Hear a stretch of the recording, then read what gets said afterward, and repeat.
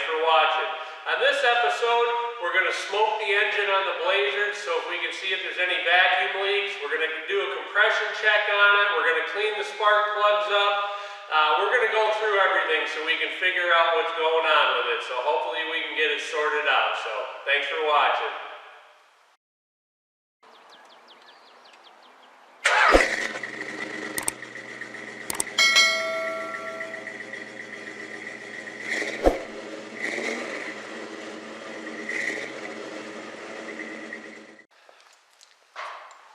Alright, so Ed's getting an entryway for the smoke to get into the engine.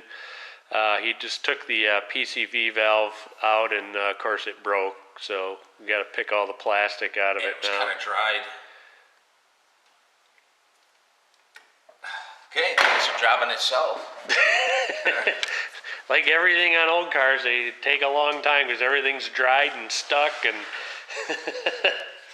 And you know what I never did when I worked on this? I never 100% dialed everything in. Right. Just snip I know the end off. Yeah. Just hit it with a hammer and pull all the plastic out. I thought I would crack, with that, crack it with. Yeah. Just take a pliers and take it all out. I'm going to tell you though, this smoker has pulled me out of some jams that would have just drove me nuts. Oh yeah. And you know, you use a carburetor trick when you spray carburetor cleaner. But watch, this part's going to be flexible and not come out. It's just going to fight me.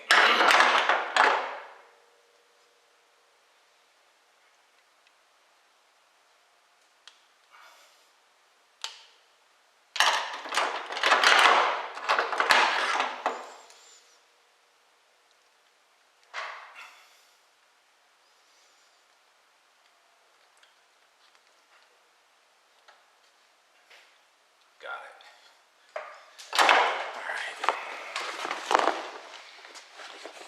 Alright, so that yellow box is the smoker, and you just hook this up to the battery, give it some power, and it starts to produce smoke that comes out of that silver end right there. And it's only about 1 pound of pressure. It's not a lot of pressure. And that smoke will come out wherever it can, so. I don't have a hood to hang it from. Yeah.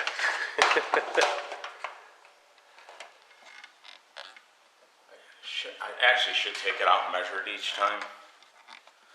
So he just poured in the mineral oil that you use that creates the smoke.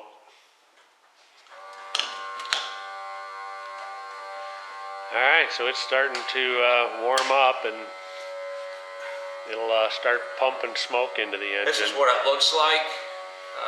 It hasn't heated it up yet. There, it's starting to come out now. You can see that better than me. You know, you got to kind of stand back to see it.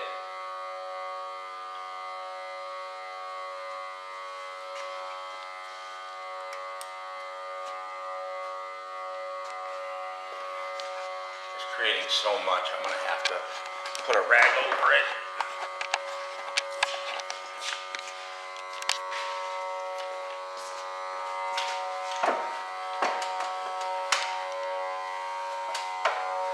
We're going to have to block off that carburetor.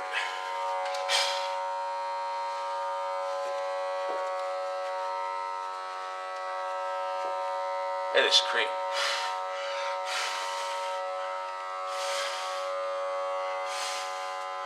It's creating so much, it's hard to see if somewhere else, it's coming from somewhere else.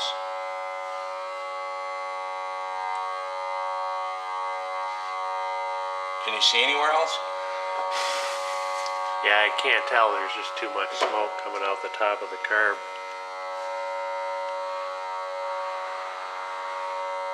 Oh, right. Oh, that's a spider web. I thought I saw something. All right, I'm gonna get a wet rag and put it over it.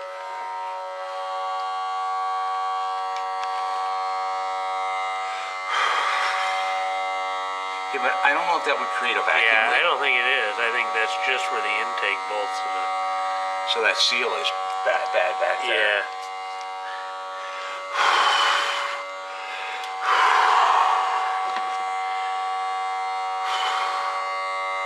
That's nice though for oil leaks. Yeah.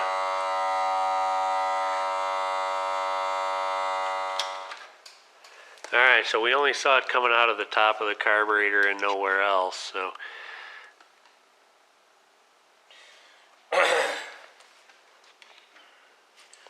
Is it like, I don't know, I would have saw a leak in there if that was bad. Yeah, I felt like I could blow the smoke away and see the base, and I didn't see anything coming out.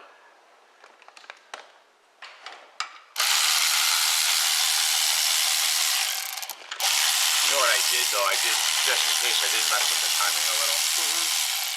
And remind me before I do it, I will pull one plug just to make sure they don't look horrible.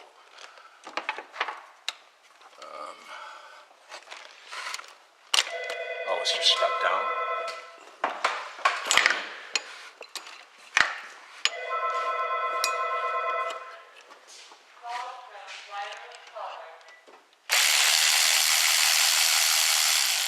How many of you have taken a carb off standing through the windshield on a Chevy truck?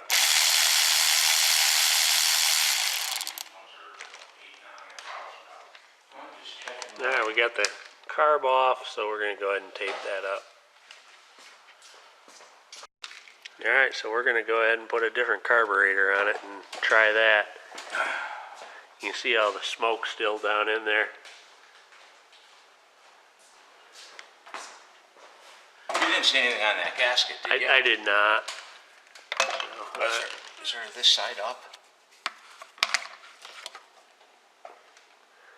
Yeah, it doesn't say.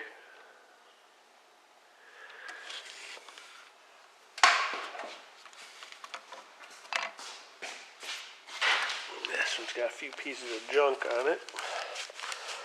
Wipe it on the shirt. There we go.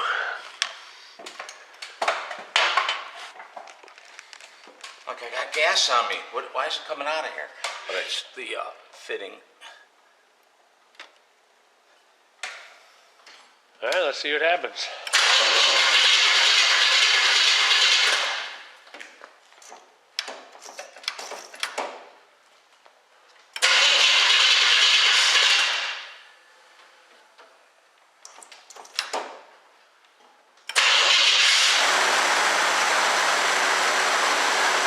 Right there, it seems smooth. Yeah.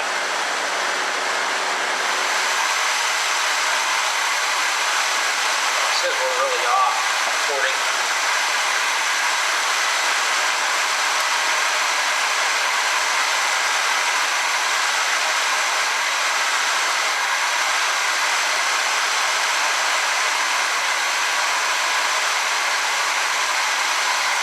Put a bolt on there?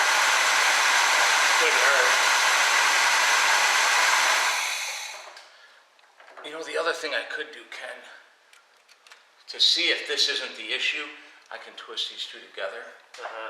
Ho!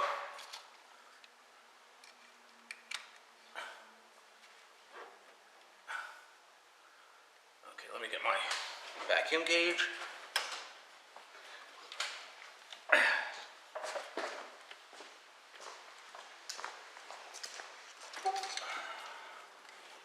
Yeah, it's too small. Do you have an adapter? I might have said. Oh, I got it. I thought to myself, what if I had a bad vacuum modulator on the trans? All right, you ready? I killed it, hang on. Oh, we got that there, we got the choke on. Okay, go ahead. 17.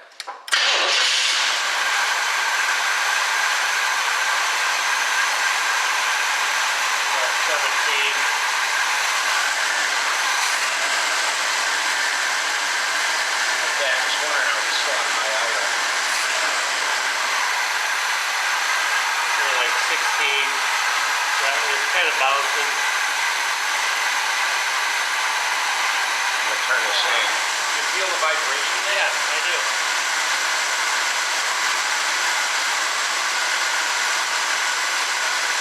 Alright, let me go ahead and shut it off.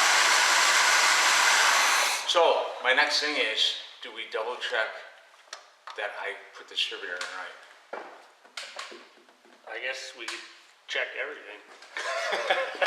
Now, I feel I did, because look, when we go to, it almost runs perfect. I think if you were a tooth off, It would be way right? It would be way bad. That, in all honesty, that's not where I would start. I think I'd start with the compression check. Go ahead. What would you do? I think I'd start with the compression check.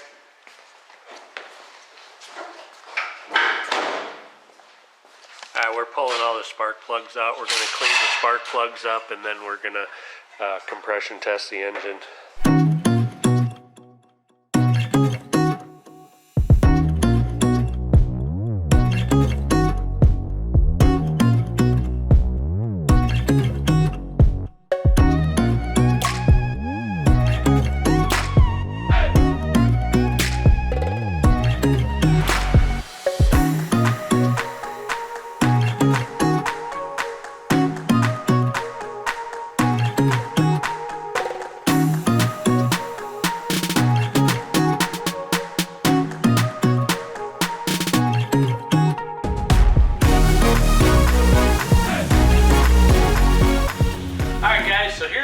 On the Blazer. While I was cleaning up the spark plugs and getting those ready to go, Ed ran a compression test on the engine and everything came back fine. All the cylinders were 150 or a little above, so that worked out well. But what he also did is, and you heard him mention it right at the end, should he check the distributor, and that's what he ended up doing, and found that not all the spark plug wires were on the right cylinders. Basic stuff, but anyway, that cured the whole thing. The truck runs great now, so we're going to get back to doing the body work on it. I hope you enjoyed it. Thanks for watching, and come back next time. We'll keep working on the Blazer.